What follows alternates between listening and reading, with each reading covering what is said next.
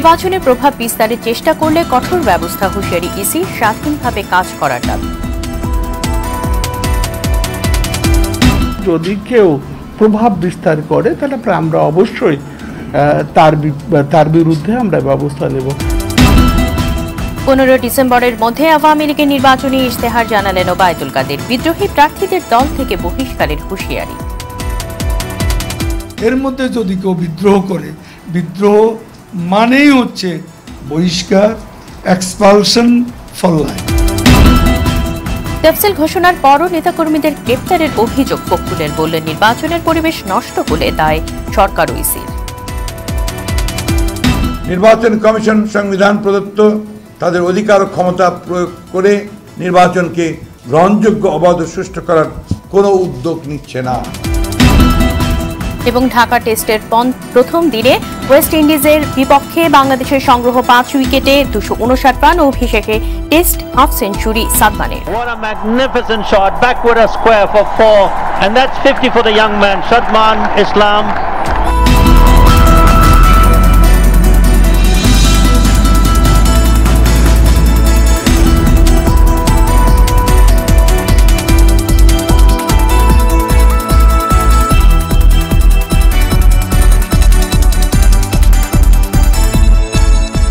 আসসালামু আলাইকুম, স্বাগত আরটিভি সন্ধ্যা সংবাদে। শুনছিলেন মার্কেন্টাইল ব্যাংক সংবাদ শিরোনাম। আপনাদের সঙ্গে আছে আমি কামরুন নাহারফি এবং আমি ফারনাজ জুই।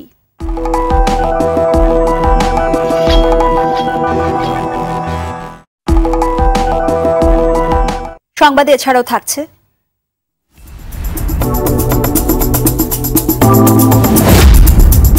মালয়েশিয়ায় প্রবাসী বাংলাদেশি শ্রমিকদের ভোগান্তি আর হাই কমিশনের নিষ্ক্রিয়তা নিয়ে বিশেষ রিপোর্ট।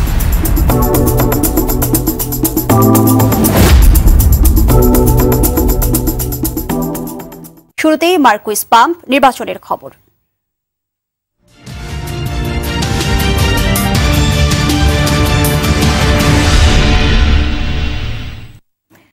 প্রশাসন বা আইনশৃঙ্খলা বাহিনীর কেউ নির্বাচনে প্রভাব বিস্তার করলে তাদের বিরুদ্ধে কঠোর ব্যবস্থা নেওয়া হবে বলে জানালেন নির্বাচন কমিশনার রফিকুল ইসলাম। নির্বাচন কমিশন ভবনে সাংবাদিকদের তিনি একথা বলেন। তিনি আরো বলেন, কোনো চাপ নেই, স্বাধীনভাবেই কাজ করছে কমিশন। আতিকা রহমানের রিপোর্টে বিস্তারিত। আগারগাঁও নির্বাচন কমিশন সচিবালয়ে একাদশ জাতীয় সংসদ নির্বাচনের পরিস্থিতি নিয়ে সাংবাদিকদের সঙ্গে কথা বলেন নির্বাচন কমিশনার রফিকুল ইসলাম। এ সময় তিনি বলেন, বিভিন্ন রাজনৈতিক দলের অভিযোগ ও শান্তিপূর্ণ নির্বাচনের স্বার্থে যা যা করণীয় কমিশন সেই ব্যবস্থা নিচ্ছে এবং আগামীতে আরো কঠোর হবে। আমাদের দায়িত্ব হতেছে আমার নির্বাচনী প্রক্রিয়াতে যদি কেউ প্রভাব বিস্তার করে তাহলে আমরা অবশ্যই তার বিরুদ্ধে আমরা ব্যবস্থা নেব।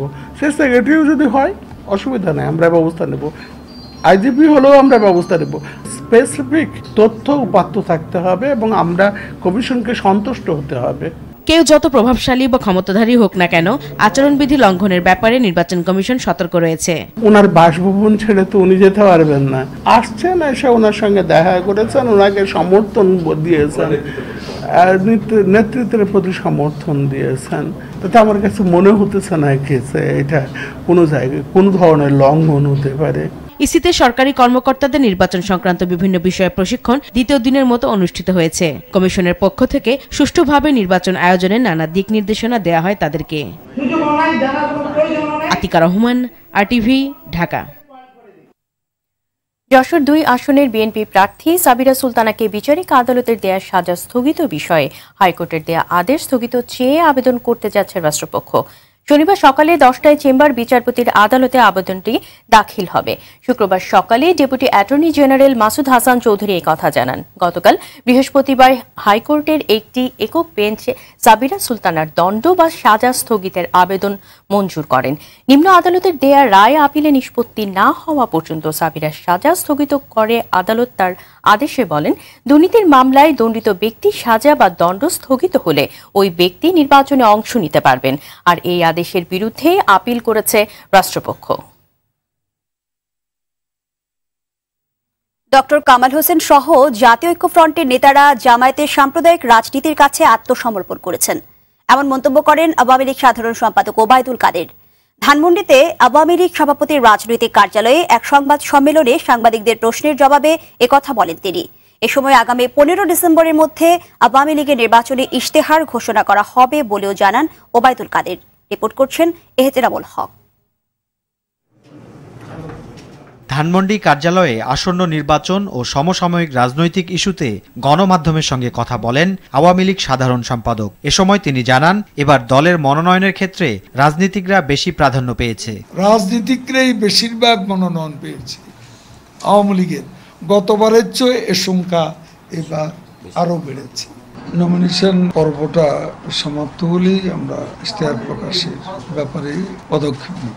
সেতুমন্ত্রী অভিযোগ করেন, ঐক্যফ্রন্টের নেতারা সাম্প্রদায়িক অপশক্তির সঙ্গে হাত মিলিয়েছেন। আমরা অবাক হই যেই সন্ত্রাসী জঙ্গিবাদী শক্তির কাছে ডক্টর কামাল হোসেন এবং মুক্তিযুদ্ধের অনেক বড় বড় বীর তারাও আজকে জামাতের রাজনীতির কাছে, সাম্প্রদায়িক রাজনীতির কাছে আত্মসমর্পণ করেছে। আওয়ামী লীগ সাধারণ সম্পাদক জানান, কেউ দলের সিদ্ধান্তের বাইরে গিয়ে বিদ্রোহী প্রার্থী হলে তাকে আজীবনের জন্য বহিষ্কার করা হবে। আমরা প্রত্যাহারের শেষ দিন পর্যন্ত অপেক্ষা করব। এর মধ্যে যদি কেউ বিদ্রোহ করে, বিদ্রোহ মানেই হচ্ছে বহিষ্কার, এক্সপালশন ফর লাইফ। এদিকে বঙ্গবন্ধু এভিনিউয়ে আওয়ামী লীগের কেন্দ্রীয় কার্যালয়ে বিভিন্ন পেশাজীবীদের সঙ্গে 14 দলের মতবিনিময় সভায় স্বাস্থ্যমন্ত্রী মোহাম্মদ নাসিম বলেন, আগামী 30 ডিসেম্বরে সাম্প্রদায়িক অপশক্তির বিরুদ্ধে আবারও বিজয় অর্জন করবে জাতি। এহতেরামুল হক, RTV, ঢাকা। আওয়ামী লীগ নির্বাচনকে ভয় পায় বলে নীল নকশা বাস্তবায়নের পরিকল্পনা করছে বলে অভিযোগ করলেন বিএনপি মহাসচিব মির্জা ফখরুল ইসলাম আলমগীর। সন্ধ্যায় গুলশানে চেয়ারপারসনের রাজনৈতিক কার্যালয়ে এক সংবাদ সম্মেলনে তিনি অভিযোগ করেন, নির্বাচনের তফসিল ঘোষণার পরও প্রার্থী সহ নেতাকর্মীদের গ্রেপ্তার করা হচ্ছে। তাই লেভেল প্লেয়িং ফিল্ড তৈরিতে নির্বাচন কমিশন ব্যর্থ অভিযোগ করে ফখরুল বলেন, এই কমিশনের অধীনে কখনো সুষ্ঠু ও নিরপেক্ষ নির্বাচন সম্ভব নয়। তাই নির্বাচনের মাঠে কোনো ধরনের বিশৃঙ্খলা তৈরি হলে তার দায় সরকার ও নির্বাচন কমিশনকেই নিতে হবে।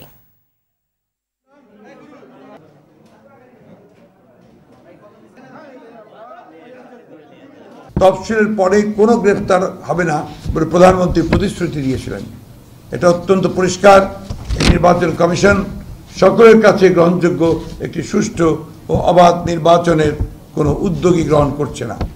তারা সরকারের নীল নকশা বাস্তবায়ন করে চলেছে। এই অবস্থার প্রেক্ষিতে আমরা স্পষ্টভাবে বলতে চাই, গ্রেফতারকৃতদের মুক্তি দিন, অন্যথায় উদ্ভূত রাজনৈতিক পরিস্থিতির সকল দায় দায়িত্ব সরকার ও নির্বাচন কমিশনকেই গ্রহণ করতে হবে।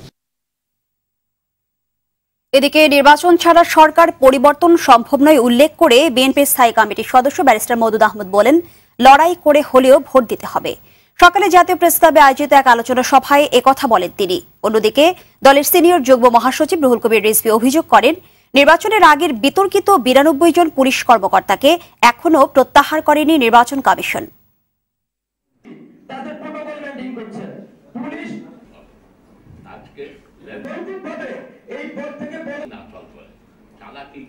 যাদের জন্য আমরা এত সংগ্রাম করছি, এত আন্দোলন করছি, তাদেরকে এগিয়ে আসতে হবে এবং তাদের মাধ্যমে, এই ভোটের মাধ্যমেই এই সরকারের এই অপকর্ম সমস্ত কিছু উত্তর দিতে হবে। জনগণের হরণকৃত ভোটাধিকার ফেরত দেওয়ার চেষ্টা করুন। আশা করব বিধি ভঙ্গের জন্য প্রধানমন্ত্রীর বিরুদ্ধে দ্রুত ব্যবস্থা নিয়ে নির্বাচনী পরিবেশ তৈরি করবেন। যদি বিগত 2014 সালের 5ই জানুয়ারির মতো আরেকটি নির্বাচনের চিন্তা করে থাকেন, তবে আপনারা রেহাই পাবেন না। অন্যায় বা অবিচারের পন্থা অবলম্বন করলে দেশের সাধারণ মানুষ তার রুখে দিতে দৃঢ় সংকল্পবদ্ধ। কঠিন পরিণতি ভোগ করতে হবে আপনাদের। মার্কিন কংগ্রেসে উত্থাপন করা এক প্রস্তাবে জামায়াতে ইসলামী, ইসলামী ছাত্র শিবির ও হেফাজতে ইসলামের মতো দলগুলোকে বাংলাদেশের স্থিতিশীলতা ও অসাম্প্রদায়িক গণতন্ত্রের জন্য হুমকি হিসেবে উল্লেখ করা হয়েছে। এসব গোষ্ঠীকে থামাতে বাংলাদেশ সরকারের প্রতি আহ্বান জানানো হয়েছে। মার্কিন কংগ্রেসের নিম্নকক্ষ প্রতিনিধি সভায় সম্প্রতি প্রস্তাবটি এনেছেন যুক্তরাষ্ট্রের ইন্ডিয়ানা অঙ্গরাজ্য থেকে নির্বাচিত প্রতিনিধি জেমসি ব্যাংকস। প্রস্তাবটি উত্থাপনের পর তার পরীক্ষা নিরীক্ষার জন্য প্রতিনিধি সভার পররাষ্ট্র বিষয়ক কমিটিতে পাঠানো হয়েছে।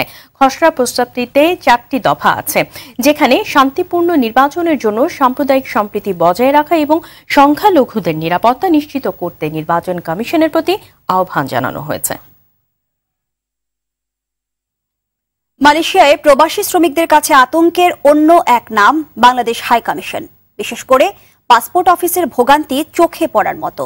কর্মকর্তা কর্মচারীদের বিরুদ্ধে নানা অভিযোগ ভুক্তভোগীদের। অভিযোগ খতিয়ে দেখে ব্যবস্থা নেওয়ার আশ্বাস দিয়েছেন মালয়েশিয়ায় নিযুক্ত বাংলাদেশের হাই কমিশনার।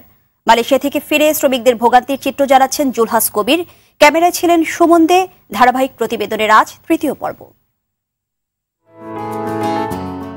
অট্টালিকার নগরী মালয়েশিয়ার কুয়ালালামপুর, যেখানে বাস কয়েক লাখ বাংলাদেশির। যে সংখ্যা দিন দিন বাড়ছে। মালয়েশিয়ায় বর্তমানে প্রায় 1,10,000 বাংলাদেশি রয়েছে।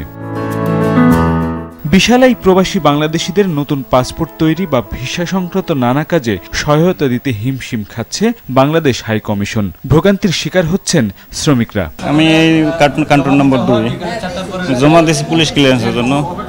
দাঁড়াই রয়েছে আধা ঘন্টা, লোক নাই, বলে আসুক বসে থাকো। পাসপোর্ট আনতে নিল অনেক সময় খারাপ ব্যবহার করে, কসিরালে হারাও ওইটা হারাও। হ্যাঁ, সকালে 1টা বাজে হারার কথা, 4টা 5টা বাজে অনেক সময় পাসপোর্ট দেন না। হাই কমিশন ও পাসপোর্ট অফিস শহরের দুপ্রান্তে হওয়ায় দুর্ভোগের মাত্রাও বেশি। একটা লেটারের দরকার, বললো যে ওই অফিসে যাও। অফিসে গেছি, একটা কাগজ দিল, বললো যে এই অফিসে আসো। সকাল থেকে এইভাবে আপ ডাউন করতেছে, এখন আসছি দেখি কেউ নেই। শ্রমিকদের অভিযোগ, মূল ভোগান্তি হয় পাসপোর্ট অফিসে। 19 নভেম্বর বিকেলে দেখা যায় হাজারখানেক শ্রমিক অপেক্ষা করছেন পাসপোর্টের জন্য। আরটিভি টিমকে দেখে জানান তাদের সমস্যার কথা। It's a place to sit, it's an embassy service. People are just sitting in a godown. এখানে যারা বসেন ওনারা নিজেদেরকে মনে করে যে বাংলাদেশের লর্ড। সার্ভিস বলতে কিছুই পাই না আমরা। আমাদের এমবাসি থেকে এই ধরনের ট্রিট পাবো, ইট ইজ আনবিলিভেবল। বড় হল রুমে লোক সংখ্যা বেশি, 2-1টি এসি থাকলেও তা কাজে আসে না, নেই কোনো ফ্যান। গরু গোয়ালের গোডাউন যেরকম সেরকম একটা অন্ধকারের ভিতরে থাকে, একটা লাইটের কোনো সিস্টেম নেই, একটা ফ্যান নেই। মানুষ গরমে দেখেন কি অবস্থা। সকাল 10টায় আসছে, একটা টোকেন দিছে, এখন আমি শিওর না যে আমি কি পাসপোর্ট পাবো নাকি পাবো না। বাথরুমের অবস্থা এতটাই নাজুক যে দুর্গন্ধে সেখানে প্রবেশ করাই দায়। এসব অভিযোগের বিষয়ে কথা হয় হাই কমিশনের ফার্স্ট সেক্রেটারির সঙ্গে। সুশৃঙ্খলভাবে প্রতিদিনই আমরা এই 4-5 হাজার লোকের সেবা দিয়ে যাচ্ছি।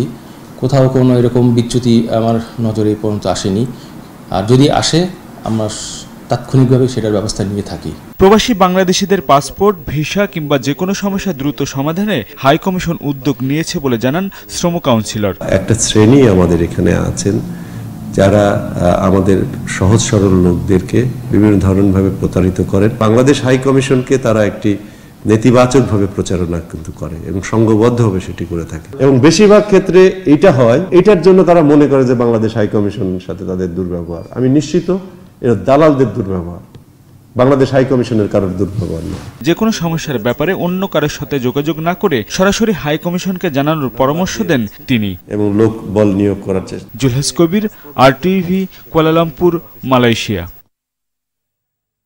চট্টগ্রামের চাকদাইয়ে সুতার একটি গোডাউনে আগুন লেগেছে। নিয়ন্ত্রণে কাজ করছে ফায়ার সার্ভিসের 5টি ইউনিট, তবে এখনো আগুন নিয়ন্ত্রণে আসেনি। দর্শক, সেখান থেকে সরাসরি যোগ দিচ্ছেন আমাদের সহকর্মী কাজী মঞ্জুরুল ইসলাম। মঞ্জুরুল, যে আগুনটি লেগেছে সেখানে আগুনের সূত্রপাত কিছু আপনি জানতে পেরেছেন কি, এবং সেই সাথে কতক্ষণ নাগাদ নিয়ন্ত্রণে আসতে পারে, পরিস্থিতি সম্বন্ধে আমাদের জানাবেন। একটি সুতার গোডাউনে প্রথমে আগুন লেগেছে বলে আমরা ফায়ার সার্ভিসের সাথে কথা বলে জানতে পেরেছি। ফায়ার সার্ভিসের 6টি ইউনিটের প্রায় 14টি গাড়ি প্রায় 3 ঘন্টার চেষ্টায় আগুন এখন বর্তমানে নিয়ন্ত্রণে এনেছে। তবে আগুন এখন পুরোপুরি নেবেনি। আগুন নেভানোর জন্য ফায়ার সার্ভিসের কর্মীরা এখনো কাজ করে যাচ্ছেন। আর আপনারা এই গোডাউনটিতে মূলত বিদেশ থেকে সুতা আমদানি করে গোডাউনে রাখা হতো এবং তারপরে বিক্রি করা হতো। আজ শুক্রবার হওয়াতে আসলে গোডাউনে কোনো মানুষজন ছিল না। আর এই গোডাউন আগুন আমরা এর যে গোডাউনের পার্শ্ববর্তী একটি পূর্বী সিনেমা হল আছে, এই পূর্বী সিনেমা হলেও আগুন ছড়িয়ে পড়ে। আর এই আগুনের কারণে পূর্বী সিনেমা হলের পর্দা থেকে যে আসবাবপত্র ছিল তা এই আসবাবপত্র ক্ষতিগ্রস্ত হয়েছে বলে ফায়ার সার্ভিসের কর্মীদের সাথে আমরা কথা বলে জানতে পেরেছি। এই সিনেমা হলটি প্রায় 2 বছর বন্ধ থাকার পর আজ থেকে কার্যক্রম শুরু কথা ছিল, আমরা স্থানীয়দের সাথে কথা বলে জানতে পেরেছি। আর এই আগুন আসলে একটি গুডাউন থেকে পাশের আরো 1-2টি গুডাউন ছড়িয়ে পড়ে আগুন নিয়ন্ত্রণে এসেছে, কিন্তু পুরোপুরি আগুন নেবেনি। তা নেবানোর জন্য ফায়ার সার্ভিসের 5টি ইউনিটে 14টি গাড়ি এখনো কাজ করে যাচ্ছে। এই ছিল আমার কাছে চট্টগ্রাম থেকে সর্বশেষ। মঞ্জুরুল, ধন্যবাদ আপনাকে। দর্শক, চট্টগ্রাম থেকে আগুনের সবশেষ খবর জানাচ্ছিলেন কাজী মঞ্জুরুল ইসলাম। চলে যাচ্ছি পরবর্তী সংবাদে। এদিকে শরীয়তপুরের পালং উত্তর বাজারে ভয়াবহ আগুনে নিহত হয়েছে 2 জন, পুড়ে ছাই হয়ে যায় 15টি দোকান।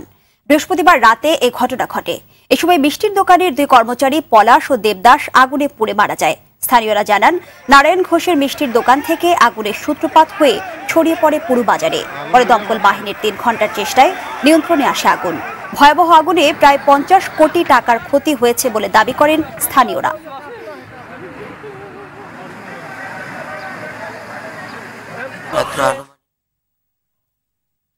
বাংলাদেশ ওয়েস্ট ইন্ডিজ টেস্ট সিরিজের খবর। ঢাকা টেস্টের প্রথম দিন শেষে ওয়েস্ট ইন্ডিজের বিপক্ষে বাংলাদেশের সংগ্রহ 5 উইকেটে 259 রান। দলীয় 190 রানে 5 উইকেট হারিয়ে চাপে পড়ে স্বাগতিকরা। তবে সাকিব ও মাহমুদুল্লাহর ব্যাটে সুবিধাজনক অবস্থানে থেকে দিন শেষ করেছে টাইগাররা। হাফ সেঞ্চুরি তুলে নিয়েছেন সাকিব আল হাসান ও ম্যাচে অভিষিক্ত সাদমান ইসলাম। আরো জানাচ্ছেন মমিন রোহন। শেষ বিকেলে উইকেট হারানোর ভূত চেপে বসতে পারেনি বাংলাদেশের কাঁধে। তাতেই যেন বড় স্বস্তি নিয়ে মাঠ ছাড়তে পেরেছে স্বাগতিকরা। হোম অব ক্রিকেট মিরপুরে টস জিতে ব্যাট করতে নেমে সৌম্য ও অভিষিক্ত সাদমান জুটিতে ভালো শুরুর আভাস বাংলাদেশের। উদ্বোধনী জুটিতে যোগ হয় 42 রান। তবে ব্যক্তিগত 19 রানে রোস্টন চেজের অফ স্ট্যাম্পের বাইরের বল ড্রাইভ করতে গিয়ে স্লিপে ক্যাচ দিয়ে ফেরেন নিজেকে হারিয়ে খুঁজতে থাকা সৌম্য সরকার। এরপর মুমিনুল সাদমানের 45 রানের ক্যামিওটা যখন ক্যারিবীয়দের মাথা ব্যথার কারণ, ঠিক তখন মধ্যাহ্ন বিরতির 2 বল আগে কেমার রোচকে পুল করতে গিয়ে মিড অনে চেজের তালুবন্দি চলতি বছরে 4 সেঞ্চুরির মালিক মুমিনুল হক। সময়ের সঙ্গে ছলনাময়ী প্রেমিকার মতো রূপ বদলাতে থাকে মিরপুরের উইকেট। সাপের মতো ফনা তুলতে থাকে বিশু ওয়ারিকেনদের স্পিন। তবে এরই মধ্যে ঠান্ডা মাথায় ব্যাট চালিয়ে অভিষেক ম্যাচেই হাফ সেঞ্চুরি তুলে নেন সাদমান ইসলাম। মোহাম্মদ মিঠুন 29, সাদমান 76 ও মুশফিক 14 রানে আউট হলে অল্প রানেই গুটিয়ে যাওয়ার শঙ্কায় পড়ে স্বাগতিকরা। তবে মাহমুদুল্লাহকে সঙ্গে নিয়ে সেই শঙ্কা কাটিয়ে ওঠেন অধিনায়ক সাকিব। ক্যারিয়ারের 24তম হাফ সেঞ্চুরি তুলে নেন বিশ্বসেরা অলরাউন্ডার। সাকিব 55 ও মাহমুদুল্লাহ 31 রানে অপরাজিত থেকে শুরু করবেন দ্বিতীয় দিনের ব্যাটিং। মমিন রোহন, RTV। জাতির জনক বঙ্গবন্ধু শেখ মুজিবুর রহমান স্মৃতি ট্রাস্টের নিয়মিত সাধারণ সভা সন্ধ্যায় ধানমন্ডির বঙ্গবন্ধু ভবনে অনুষ্ঠিত হয়েছে। ট্রাস্টের চেয়ারপারসন ও বঙ্গবন্ধু কন্যা প্রধানমন্ত্রী শেখ হাসিনার সভাপতিত্বে সভায় ট্রাস্টিগণ উপস্থিত ছিলেন। সভায় ট্রাস্টের সমাজ কল্যাণমূলক কর্মকাণ্ডের পর্যালোচনা এবং বিভিন্ন প্রকল্পের কাজ দ্রুত এগিয়ে নেওয়ার বিষয়ে আলোচনা করা হয়। বঙ্গবন্ধু শেখ মুজিবুর রহমান মেমোরিয়াল ট্রাস্ট সমাজ কল্যাণ, শিক্ষা এবং প্রতিবন্ধীদের সহযোগিতার জন্য একটি স্বেচ্ছাসেবী সংস্থা।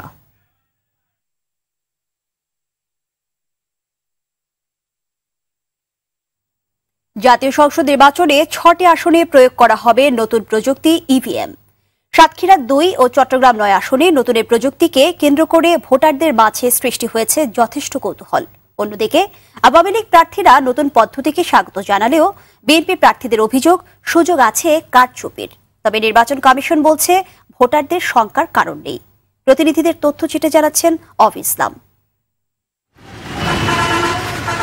ভারতের সীমান্ত ঘেঁষা সাতক্ষীরা সদর উপজেলার 14টি ইউনিয়ন ও একটি পৌরসভা নিয়ে গঠিত সাতক্ষীরা 2 আসন। এই আসনে মোট ভোট কেন্দ্র রয়েছে 137টি, বুথের সংখ্যা 698টি। সংশ্লিষ্ট রিটার্নিং কর্মকর্তা জানিয়েছে, নির্বাচন কমিশনের নির্দেশনা পেলে EVM ব্যবহারের প্রস্তুতি শুরু হবে। একটি স্বচ্ছ সুন্দর একটি প্রক্রিয়ার মাধ্যমে মানুষের মাঝে আমরা এই ধারণাটি প্রতিষ্ঠিত করতে পারি, তাহলে ভবিষ্যতে মানুষ বরং EVM এর দিকে বেশি পরিমাণে আকৃষ্ট হবে।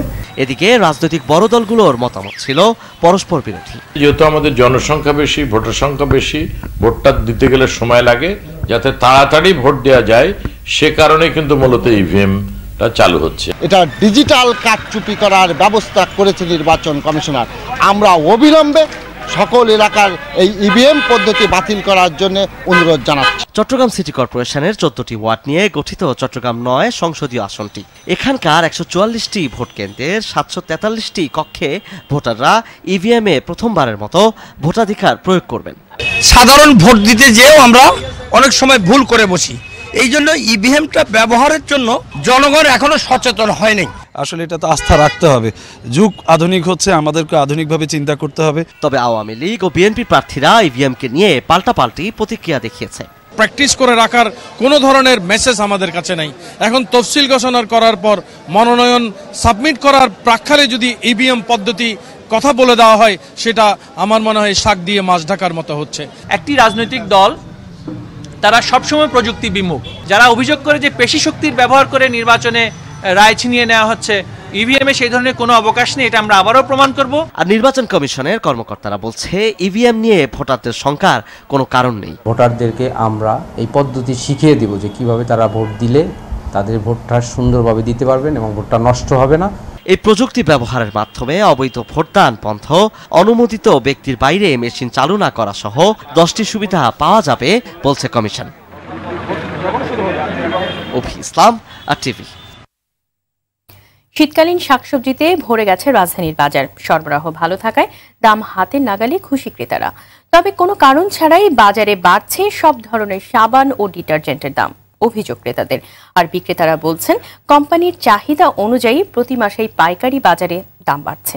রাজধানীর বাজার ঘুরে আরো জানাচ্ছেন মাসা আলমী। রাজধানীর বাজারগুলোতে শীতকালীন সবজির সরবরাহ বেশি থাকায় সব ধরনের সবজির দাম 10 থেকে 15 টাকা করে কমেছে গত সপ্তাহের চেয়ে। বাজারে দেশীয় নতুন আলুর দাম কমে কেজি প্রতি 40 থেকে 60 টাকায় বিক্রি হচ্ছে। উস্তা 40 টাকা কেজি, মূলা 20 টাকা কেজি, ভেন্ডি আছে 40 টাকা 35 টাকা কেজি বেশি, আর টমেটো গত সপ্তাহে গেছে 150 টাকা, এই সপ্তাহে 80 টাকা কেজি। মোটামুটি দাম রিজনেবল, নাগালের মধ্যে আছে। 100 টাকার বাজারগুলো 4 দিন খাওয়া যায় তরকারি। বাজারে মাছের সরবরাহ ভালো থাকলেও দামে নেই স্বস্তি। বিক্রেতারা বলছেন গত সপ্তাহের চেয়ে এই সপ্তাহে সব মাছেরই দাম বেড়েছে। দেশি মাছ আমদানি কম দেখে একটু দাম বাড়ছে। ইলিশ মাছের দাম একটু বাড়ছে সামান্য, ছোট বড় আছে, আবার কোনোটা 300-400 টাকা বাড়ছে। 400 450 আজকে 600 টাকা।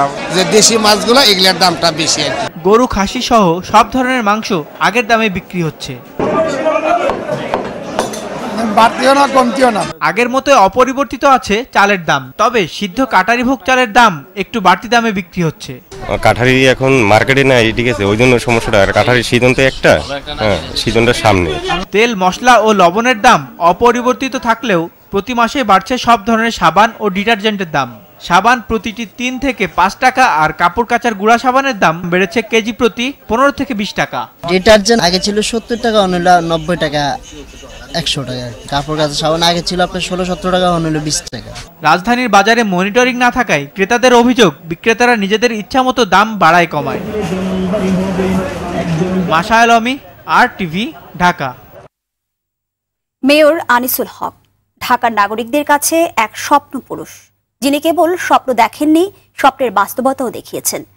65 বছর বয়সী সফল ব্যবসায়ীর ধ্যান জ্ঞান ছিল মানুষের কল্যাণ।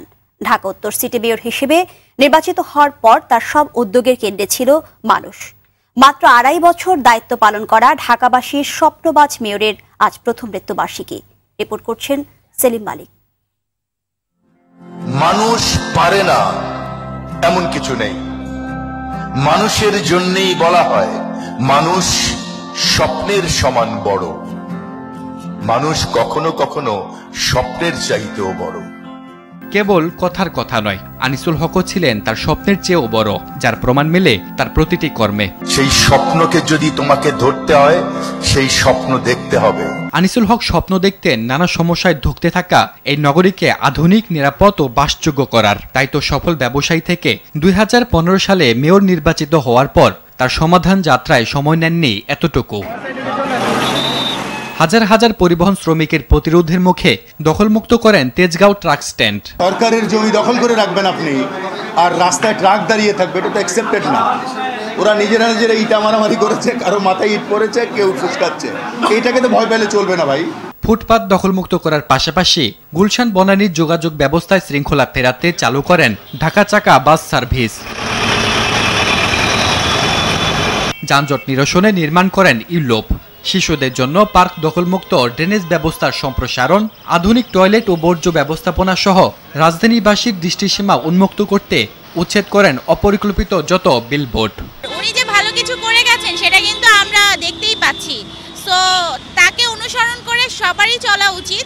শুধু সফল ব্যবসায়ী বা মেয়র নন, আনিসুল হক তার পরিচিতদের কাছে সুন্দর মনের একজন সুন্দর মানুষ। সৎ পথে থেকে তিনি যে একজন ব্যবসায়িক উদ্যোক্তা হিসেবে সাফল্যের শীর্ষে স্থাপন করলেন, এগুলি বিস্ময়কর। তিনি সম্ভবত বাংলাদেশের বিরলতম জনপ্রতিনিধিত্বের একজন, যিনি দেখিয়ে দিয়েছেন আসলে ইচ্ছা থাকলে কাজ করা যায়। স্বপ্নবাজ আনিসুল হকের মৃত্যুর পর নগর উন্নয়নে নেয়া তার উদ্যোগগুলোর বাস্তবায়ন বড় হোঁচট খেয়েছে বললেন এই নগরবিদ।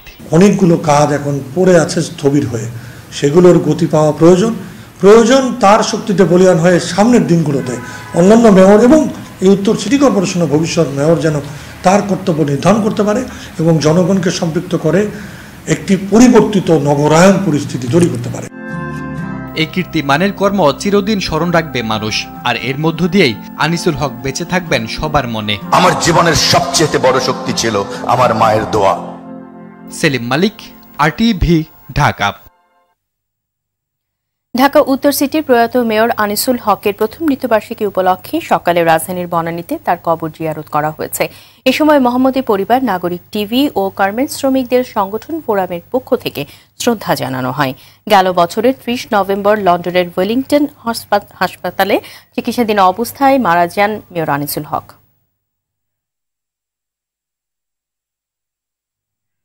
যমুনা ব্যাংক ফাউন্ডেশনের উদ্যোগে মুন্সিগঞ্জ সরকারি technical school and college, Dargabari ও মিরকাদিম পৌরসভায় বিনামূল্যে চিকিৎসা সেবা দেওয়া হয়। অনুষ্ঠানের প্রধান অতিথি যমুনা ব্যাংক ফাউন্ডেশনের চেয়ারম্যান আলহাজ নূর মোহাম্মদ মেডিকেল ক্যাম্পের উদ্বোধন করেন। এ সময় ব্যাংকের ঊর্ধ্বতন কর্মকর্তা সহ স্থানীয় জনপ্রতিনিধি ও এলাকার গণ্যমান্য ব্যক্তিবর্গ উপস্থিত ছিলেন। ক্যাম্পে 4500 রোগীকে চিকিৎসা সেবা সহ বিনামূল্যে ওষুধ বিতরণ ও 430 জন রোগীকে অপারেশনের জন্য নির্বাচিত করা হয়। অনুষ্ঠান শেষে শীতার্তদের কম্বল দেওয়া হয়।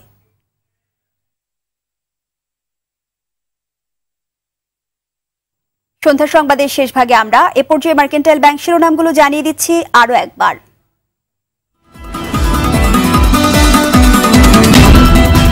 নির্বাচনে প্রভাব বিস্তারের চেষ্টা করলে কঠোর ব্যবস্থা, হুঁশিয়ারি ইসির, স্বাধীনভাবে কাজ করার দাবি। 15 ডিসেম্বরের মধ্যে আওয়ামী লীগের নির্বাচনী ইশতেহার জানালেন ওবায়দুল কাদের, বিদ্রোহী প্রার্থীদের দল থেকে বহিষ্কারের হুঁশিয়ারি। তফসিল ঘোষণার পরও নেতাকর্মীদের গ্রেপ্তারের অভিযোগ ফখরুলের, বললেন নির্বাচনের পরিবেশ নষ্ট হলে দায় সরকার ও ইসি।